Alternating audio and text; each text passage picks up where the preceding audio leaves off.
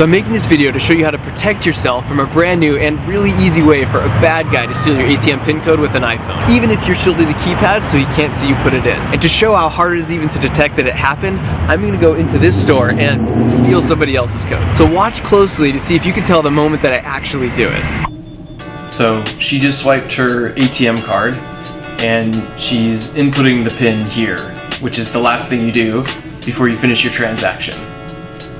And then I step up to make my purchase. So that was it. If you missed it, let me play that last part over again. You'll see as I walk up, my phone just briefly hovers over the keypad. So let me explain what just happened. So what I've got here is a device from a company called FLIR that just came out onto the market, and it clips onto the back of an iPhone and it displays infrared, which basically allows you to see the temperature of things. Here's where it gets interesting. 30 seconds ago, I was sitting on this couch. You probably can't tell where, but how about now?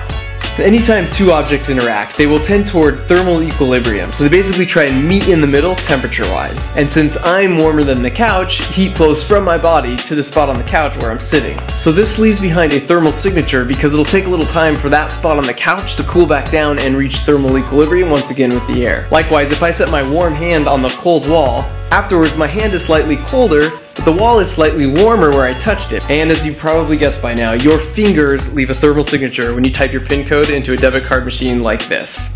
And as you can see, in this case, the PIN code was 12345. 12345? Yes! That's amazing! I got the same combination on my luggage!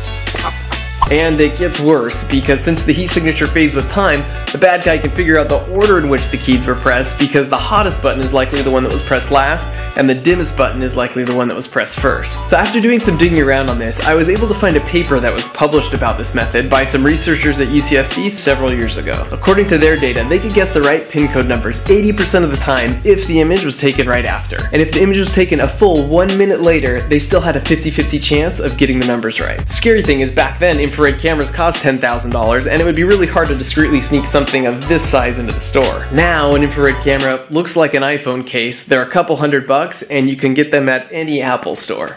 However, there are two pieces of good news here. The first is that this won't work on all keypads. For example, metal keypads reflect IR like a mirror, plus they're highly thermally conductive, which dissipates the heat quickly, which doesn't allow for a thermal signature to even be left behind. However, I still found plenty examples of rubber and plastic buttons in my area that definitely left behind a thermal signature. Not to mention the other applications beyond PIN codes, such as door entry systems. The second, and this is the real point of this video, is that it is really easy to defend against this by simply resting your fingers on other buttons as you type in your code. As you can see here, this simple precaution makes a meaningless thermal signature. So spread the word, because it doesn't take any extra effort or time, and it makes this potential threat a complete non-issue. Oh, and finally, if you are part of the 11% of the population whose PIN code actually is 12345, consider this sage advice. Change the combination on my luggage! Yes, sir!